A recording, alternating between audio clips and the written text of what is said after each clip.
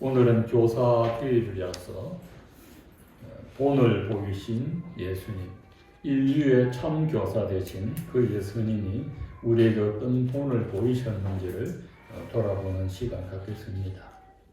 오늘 말씀에 보면 첫 번째로 예수님은 섬김의 본을 보이셨습니다. 섬김의 본을. 내가 너희를 발을 씻겨준 것을 너희가 아느냐, 너희가 보느냐라고 했었습니다. 14절에 보면 내가 주와 또는 선생이 되어 너희 발을 씻었으니 너희도 서로 발을 씻어주는 것이 옳으니라 하셨습니다. 예수님은 주님이시면서 동시에 선생인데 유대인 선생을 랍비라 하였습니다. 랍비는 말씀을 가르치는 선생인데 백성들에게 존경을 받고 높임을 받습니다. 성전에 지나가다가도 랍비를 보면 랍비님 오셨습니까? 하고 또 인사도 합니다. 예수님이 바로 말씀을 가르치는 랍비입니다. 이 랍비들은 남의 발을 씻겨주지 않습니다. 오히려 종들이 랍비의 발을 씻어줍니다. 그런데 예수님은 오늘 거꾸로 말씀하십니다. 내가 너희들의 주님이고 랍비지만 너희 발을 씻어주었다. 너희도 서로 발을 씻어주는 것이 옳으니라 하셨습니다. 주인이고 선생이지만 제자의 발을 씻어주었습니다. 그 당시 유대 사회에서 도저히 있을 수 없는 그런 일이 일어나고 있습니다. 제자들의 주님의 발을 씻겨드려야 마땅한데 예수님은 발을 걸어붙이시고 제자들의 발을 다 씻어주셨습니다. 자, 그렇게 해서 너희도 서로 발을 씻겨주는 것이 옳으니라 했습니다. 15절에 보면 내가 너희에게 행한 것 같이 너희도 행하게 하려 본을 보였노라. 예수님 본을 보여주셨습니다. 예수님처럼 우리도 발을 씻겨주는 제자가 되어라 하셨습니다. 왜 발을 씻겨줍니까? 유대인 문화에 종이 주인의 발을 씻어줍니다. 그 당시에 중동 사회는 낮에는 덥고 밤에는 춥고 낮에는 샌들을 신고 다니기 때문에 발이 더럽죠. 이런 한여름에 슬리퍼 신고 다니면 발가락 사이에 까만 때가 끼고 냄새가 납니다. 근데 그 발을 일일이 다 씻어줍니다. 발을 씻겨준다는 것은 종의 위치에 있다는 거예요. 종이라는 겁니다. 예수님은 반드시 주님이고 선생인데 발을 씻겼으니 그 순간 종이 되었다는 것입니다. 종의 자리에서 주인을 섬기듯이 서로 섬겨라 하는 겁니다. 그리고 이 발은 몸에서 가장 더러운 것입니다. 남이 하기 힘든 일을 맡아서 하라는 겁니다. 너무 편하고 좋은 일은 다 좋죠. 편하고 좋은 일 맡겨주면 다 좋아하는데 힘들고 어렵고 머리 아픈 일, 신경 쓰이는 일, 돈 드는 일, 시간 들어가는 일, 몸이 고단한 일 맡기면 다 마다합니다. 근데 예수님은 친히 자세를 낮추고 제자들의 발을 씻어주셨습니다. 그리고서 17절에 너희가 이것을 알고 행하면 복이 있으리라. 이것을 알고 그 앞절의 16절 말씀을 알고 행하면 복이 있으리라 했습니다. 종이 주인보다 크지 못합니다. 그렇죠? 종은 종이고 주인은 종을 부리는 사람입니다. 또 보냄을 받은 자가 보낸 자보다 크지 못합니다. 예수님은 하나님의 보냄을 받았습니다. 우리는 예수님의 보냄을 받았습니다. 보냄을 받은 자가 작죠. 대통령 특사로 가면 그 특사는 대통령보다 아래 있는 사람이죠. 보냄을 받은 자가 작고 종이 주인을 섬기는데 내가 반대로 행하지 않았느냐. 이것을 너희가 알고 행하면 복이 있으리라. 왜 예수님이 그렇게 하셨는지를 알면 복이 있다. 여러분 교회에서도 주님을 섬깁니다.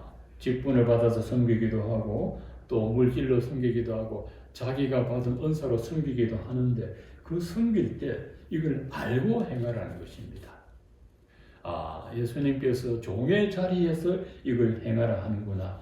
그걸 알고 행하여야 합니다. 예수님의 마음을 아는 것이 복입니다. 신앙생활도 알고 행하여야 복이 있습니다.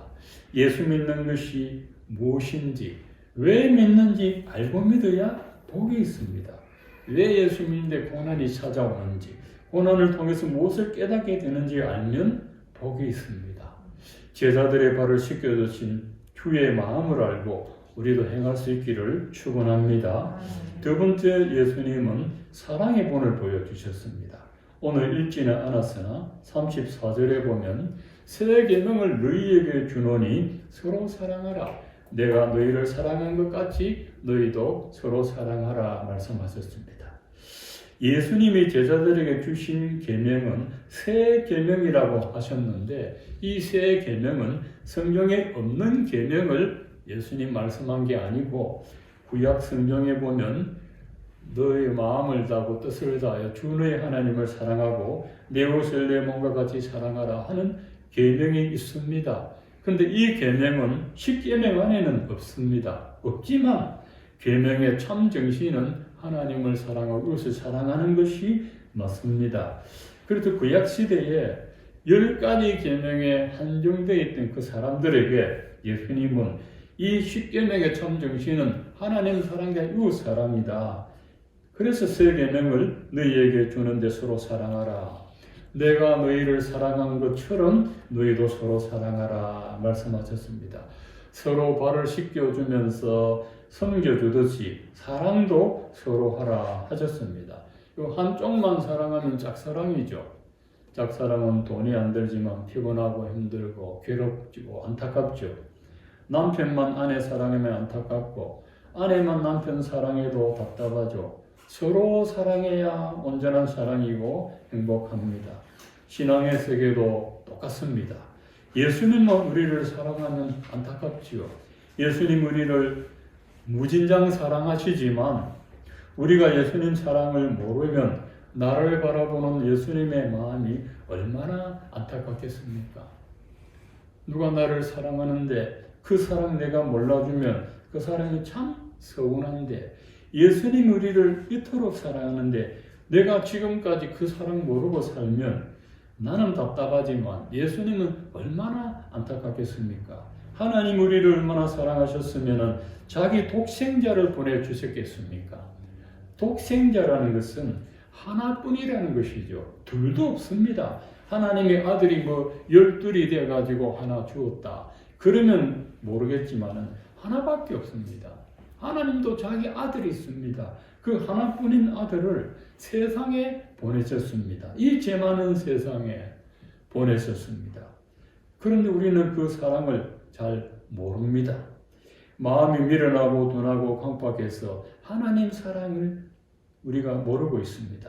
하나님의 사랑을 알지 못하는 나는 답답하고 미련하겠지만 나를 바라보는 예수님의 마음은 얼마나 안타깝겠습니까? 예수님께서 내가 너희를 사랑한 것 같이 너희도 서로 사랑하라. 예수님의 사랑을 전혀 모르는 사람같이 하지 말아라.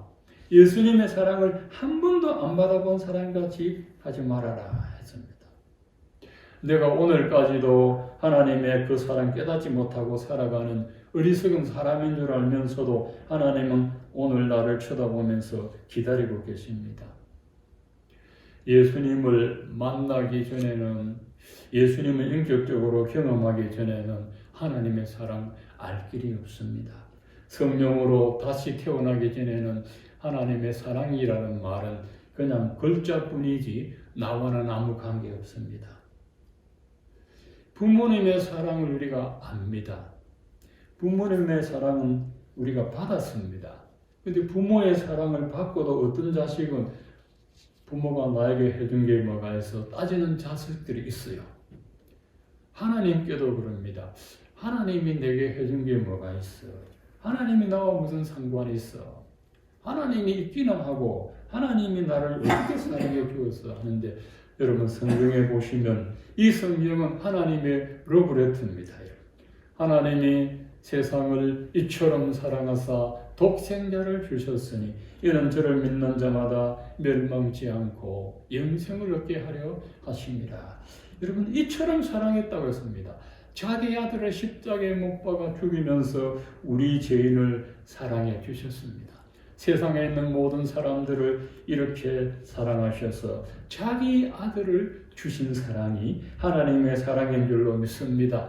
그래서 하나님의 사랑은 하늘이 두루마리고 바다가 묵물이라도 다 길어가지 못한다고 했습니다. 지구의 5분의 3이 바닷물인데 그 바닷물 가지고 바닷물이 여러분 잉크라고 합시다. 그걸 페네로 찍어서 하나님의 사랑이 하늘이 두루마리입니다. 하늘이 A4 용지입니다. 거기다가 한번 적어보면 다 기록 안 된다고 했어요. 그래서 하나님의 사랑은 너무 크고 너무 높고 너무 길고 너무 깊어서 우리는 그거 모르고 죽습니다. 그러다가 주님 나라 가서 하나님을 보게 됩니다. 아, 내가 땅에 살아있을 때 이 하나님의 사랑 모르고 살은 참 내가 바보였구나. 난 참 바보처럼 살았군요. 하나님의 이 위대한 사랑을 모르고 바보같이 살았구나. 여러분 하나님의 사랑을 인격적으로 전인격적으로 경험한 사람은 하나님을 위해서 살지 않고는 못 삽니다. 하나님을 위해 살지 않는 자체가 저주라고 생각합니다. 고린도전서 9장 16절에 바울이 내 형제가 내 동족이 구원을 받을 수 있다면 나는 지옥에 던져줘도 지옥에 안 보내는데 그 정도로 내가 그리스도에게 끊어질지라도 원하는 바라. 내 동족들이 하나님의 사랑을 알고 주께 돌아오고 싶다면 나는 저주받아도 괜찮다. 그런 말까지 할 정도입니다. 그래서 이 바울이 하나님의 사랑을 알고 평생 얻어터지고 감옥에 갇히고 죄수로 오해받고 로마 황제 앞에 가서 재판받는 아무 죄도 없는데 복음 전했다는 그 죄 때문에 하나님의 사랑 전했다는 그 제목 때문에 바울은 평생토록 그 사랑에 붙들려서 고난을 당했습니다. 그런데 바울은 원망하지 않습니다. 하나님께서 베풀어 주신 그 사랑을 알았다는 것이 복음을 통해서 자기를 깨닫게 해주신 그 은혜를 알았다는 것만으로 이 바울은 감사했습니다. 3세기에 탕자로 살았던 어거스틴이 세상 사랑에 빠졌습니다. 그러다가 말씀을 읽고 변화됐습니다. 하나님이 사랑이라는 것을 어거스틴이 깨닫고 책을 썼습니다. 그 어거스틴은 남자인데도 불구하고 하나님의 사랑의 오묘함을 어거스틴처럼 잘 묘사한 학자가 없습니다. 하나님의 사랑, 이럽니다. 왜 나 같은 것을 사랑해 주십니까? 왜 나 같은 인간을 사랑해 주시고 참아 주시고 기다려 주십니까? 버리지 아니하시고 복음을 알게 하셨습니까? 그렇게 하나님에게 묻고 있습니다. 이게 하나님의 사랑입니다. 여러분, 하나님 사랑 한 번도 물도 안 튀긴 사람처럼 살지 마시고 내가 몰라서 그렇습니다. 아이들 어릴 때는 부모 사랑 모르죠? 모릅니다. 그런데 부모가 전부 다 해주지요. 기저귀 갈아주고 옷 입혀주고 오만 거 다 해주지요. 다 해주는데 이 아이가 어른이 돼가지고도 계속 그래 해주면 안 되죠. 어른이 되었으면 어떻게 해야 됩니까? 아, 이제 내가 부모님 은혜에 보답해야지. 이게 사랑이죠. 근데 죽을 때까지 기저귀 갈아줘야 되고 뭐 그렇게 해줄 수는 없죠. 하나님의 사랑도 그렇습니다. 어느 정도 신앙생활 했으면 하나님이 나를 얼마나 사랑하는지 알면 내 남은 생애에 그 사랑에 보답하며 살아야 되겠구나. 그게 하나님이 보여주신 사랑입니다. 근데 우리가 몰라도 하나님은 절대 포기하는 분이 아닙니다. 요한복음 13장 1절에 보면 예수님이 자기가 세상을 떠나 아버지께로 돌아갈 때가 이런 줄 알고 세상에 있는 자기 사람들을 사랑하시되 끝까지 사랑하십니다. 예수님은 끝까지 사랑합니다. 자기를 배신한 베드로 끝까지 안 버립니다. 예수님의 사랑은 오래 참고 기다립니다. 고린도전서 13장의 사랑의 특징 중에 제일 반복되는 게 사랑은 오래 참는다. 여러분, 참는 게 사랑입니다. 여러분, 남편 오래오래 참아주는 게 사랑이고, 아내를 오래오래 참아주는 게 사랑이고, 우리 자녀들 오래오래 참아주는 게 그게 부모의 사랑입니다. 하나님도 우리를 오래오래 참아주지 않습니까? 예수님 사랑은 오래 참고 기다려주는 사랑입니다. 우리도 예수님이 보여주신 그 사랑으로 우리 서로 사랑하게 되기를 축원드립니다. 마지막 세 번째, 예수님은 희생의 본을 보여주셨습니다. 예수님은 첫 번째 섬김의 본, 그리고 사랑의 본을 보여주셨지만은 희생의 본을 보여주셨습니다. 예수님은 마지막에 자기 목숨을 버려주셨습니다. 요한일서 3장 14절에 보면 우리가 형제 사랑함으로 사망에서 생명으로 들어간 줄 알거니와 사랑하지 아니하는 자는 사망에 머물러 있느니라. 그 형제를 미워하는 자마다 살인하는 자니 살인하는 자마다 영생의 그 속에 거하지 아니하는 것을 너희가 아는 바라. 그가 우리를 위하여 목숨을 버리셨으니 우리가 이로써 사랑을 알고 우리도 형제들을 위하여 목숨을 버리는 것이 마땅하니라 하셨습니다. 자, 예수를 믿은 것은 하나님의 사랑을 받았기 때문에 믿습니다. 하나님의 사랑 받았기 때문에 서로 사랑하는 것도 마땅합니다. 그런데 형제를 계속 미워한다면 그 마음에 영생이 없고 사망 가운데 있다 했습니다. 형제를 미워하면 살인하는 자라고 했습니다. 가인이 동생 아벨을 왜 죽였습니까? 미워서 죽였죠. 미우면 살인하죠. 하나님을 믿는다고 하면서 사랑하지 못하고 미워하면 그것이 곧 살인이고 사망 가운데 있는 겁니다. 그런데 예수님은 자기 목숨 버리면서까지 우리를 사랑해 주셨기 때문에 우리도 형제와 자매를 사랑하기 위해서 목숨을 버리는 것이 마땅하다. 예수님이 십자가에 달려 죽으셔서 그럼 우리도 십자가에 달려 죽어야 되느냐? 뭐 그런 게 아닙니다. 1세기 당시에는 순교 당할 때 십자가에 달려 죽기도 했습니다. 베드로도 십자가에 거꾸로 매달려 죽었다는 말이 있습니다. 그 왜 매달려 죽었습니까? 복음 전하다가 영혼 사랑하다가 죽은 것이지요. 그 당시에는 형제 자매 구원하기 위해서 자기 목숨을 버리기도 했습니다. 근데 지금도 그러냐? 그렇지를 않습니다. 예수님이 목숨 버리면서까지 우리를 사랑했으면 우리는 어떻게 해야 됩니까? 목숨을 다하여 사랑해야 되는 거죠. 마음을 다하고 목숨을 다하고 힘을 다하고 뜻을 다하여 서로 사랑해야 됩니다. 그래서 예수님이 목숨을 버리는 것이 마땅하다는 것이 어떤 것인지 요한일서 3장 17절에 말씀해 주셨습니다. 누가 이 세상 재물 가지고 형제 궁핍함을 보고도 도와줄 마음 받으면 하나님의 사랑이 어찌 그 속에 있겠느냐. 자녀들아, 우리가 말과 혀로만 사랑하지 말고 행함과 진실함으로 하자 했습니다. 참 이 말이 우리 마음에 찔리고 부담이 됩니다. 말이 얼마든지 말로 매주도 썰고 여러분 말로 소도 잡먹고 말로 다 할 수 있죠. 그런데 행함이 어렵습니다. 말과 혀로만 사랑하지 말고 행함과 진실함으로 하자. 제가 한 40년 전에 B형 간염이 걸렸습니다. 초기 급성 걸리노니까 급성 걸렸을 때는 팔다리도 안 올라갈 정도로 힘이 들어요. 교회 오면 사람 맥이 없어서 근데 선배분이 이랬어요. 간에는 이게 좋고 저기 좋고 뭘 해야 되고 얘기하더라고. 간염 환자가 더 잘하고 있거든요. 여러분 환자가 더 잘 알고 있는데 그만 하니까 내 속으로 아이고 이야기는 하나 사주고 그러지.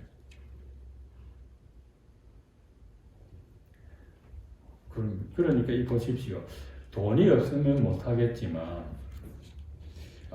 사람이 아픔에 도움이 되도록 실질적인 도움이 돼야 되거든. 예수님이 방법까지 가르쳐주지 않습니까? 이 세상 재물 가지고 형제의 궁핍함을 보고 도와줄 마음 닫으면 하나님의 사랑이 그 속에 있다고 할 수 있겠느냐? 그렇게 말합니다. 사람 마음이 가는 곳에는 물질이 따라갑니다. 물질.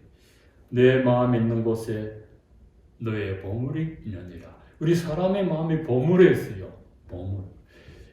보물이 다 다르겠지만 대체적으로 일반적으로 물질이잖아요. 사람 생명 다음에 귀한 것이 물질이잖아요. 참 예수님은 우리 사람의 전국을 잘 찔러봅니다. 네 마음이 어디 있느냐? 보물에 가 있다. 물질에 가 있다. 라는 것이죠. 물질 속에는 우리의 시간이 들어가 있고 마음이 들어가 있고 정성이 들어가 있습니다. 우리가 드리는 헌금도 하나님을 사랑하는 마음 담아서 드리는 겁니다. 하나님 사랑하지 않으면 아까워 드릴 수가 없습니다. 하나님을 사랑하고 교회를 사랑하기 때문에 헌금도 드립니다. 예수님은 우리의 교사로서 본을 보이셨습니다. 예수님은 주님이고 랍비였지만은 섬김 받아야 할 자리에 있지만 제자들의 발을 씻겨주셔서 섬김의 본이 되셨습니다. 우리도 서로 섬기는 그런 아름다운 교회 되기를 축원합니다. 예수님은 제자들을 끝까지 참고 인내하며 사랑해 주셔서 사랑의 본이 되셨습니다. 여러분 오래 참으시기를 축복합니다. 여러분 제가 목회자로 있으면서 받은 축복이 몸도 상하고 마음도 상하고 또 물질도 없지만 무슨 축복이냐? 하나님께서 오래 참는다는 걸 배웠습니다. 참는 게 사랑이구나. 참고 참는 게 사랑이에요. 자식을 키워본 부모님들은 다 아시잖아요. 참고 여러분 참고 견디니까 좋은 날이 오고 참고 견디니까 변화가 일어납니다. 예수님 제자들 끝까지 사랑해 주셨습니다. 예수님 십자가 질 때 제자들 다 뿔뿔이 흩어지고 도망갔습니다. 그런데도 그 사람들 사랑해 주셔서 성령의 은혜를 부어주니까 그 사람들이 복음의 증인으로 살았습니다. 우리도 끝까지 참고 인내함으로 서로 용납하기를 바라고 예수님은 자기 목숨 버리면서까지 우리를 사랑해 주셨습니다. 우리도 그 사랑을 입었습니다. 마음을 다하고 서로 사랑하여서 우리의 참 교사 되신 예수님의 본을 닮아가는 저와 여러분 되시기를 축원드립니다.